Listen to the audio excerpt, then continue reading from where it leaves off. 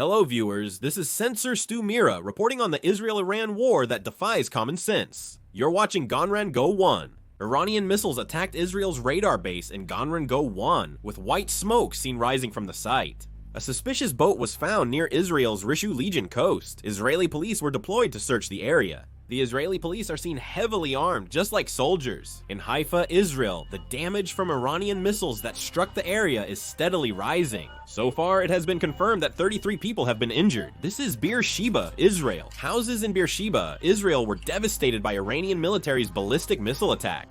The Iranian military launched a ballistic missile attack on the region. The count of the injured is ongoing. The Islamic Revolutionary Guard Corps of Iran launched 25 missiles, initially reported as 15. The Islamic Revolutionary Guard Corps of Iran stated they targeted military and defense industry sites, not civilian buildings. This footage shows Iranian missiles attacking an Israeli chemical facility. An investigation is being conducted into potential exposure to hazardous toxic materials from an Iranian drone discovered in Israel. They announced intercepting over 15 drones launched toward Israel, with no Israeli casualties reported. Unusual air currents were detected at a United States airbase in the Middle East. Recently, United States airbases in the Middle East have reportedly been serving high-end dishes like steak and lobster. These scenes are spreading on social media. The issue is that in the United States, this meal is often called the Last Supper. These meals are said to be provided right before being dispatched to war or combat zones. Over 8 United States aerial refueling planes that reached Hawaii are moving toward the Indo-Pacific, possibly headed to the Middle East. Their precise location is undisclosed. The Israeli military is currently attacking the Iranian military's air defense network to maintain their already secured air superiority.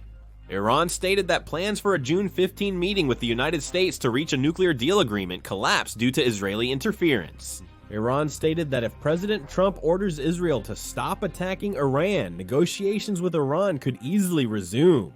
Iran's internal situation is difficult to understand due to the lack of internet access, but it appears to be a serious problem. It has been confirmed that a bank run is happening across Iran right now.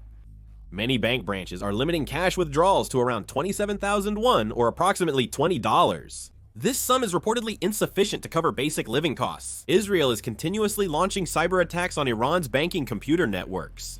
Israeli Prime Minister Netanyahu, Military Chief Zamir, Defense Minister Katz, Strategic Affairs Minister Dermer, and others reportedly met with Trump administration officials, including Vice President Vance and Defense Secretary Wexels on Thursday. The reason they met was to discuss whether the United States would participate in Israel's airstrikes against Iran.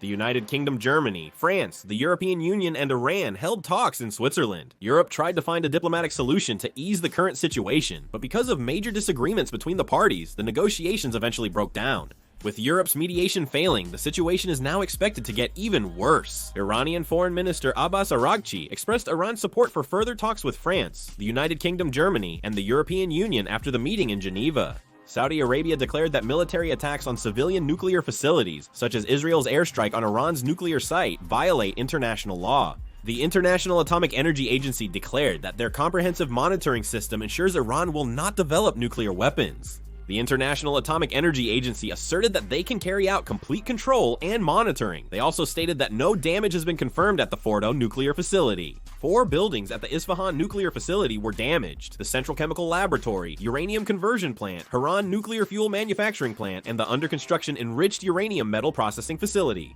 Reports indicate that the Fordo nuclear facility did not sustain significant damage. The British Embassy has withdrawn from Iran. The embassy operations in Iran will reportedly be conducted remotely. I'll wrap up the video here. Thank you.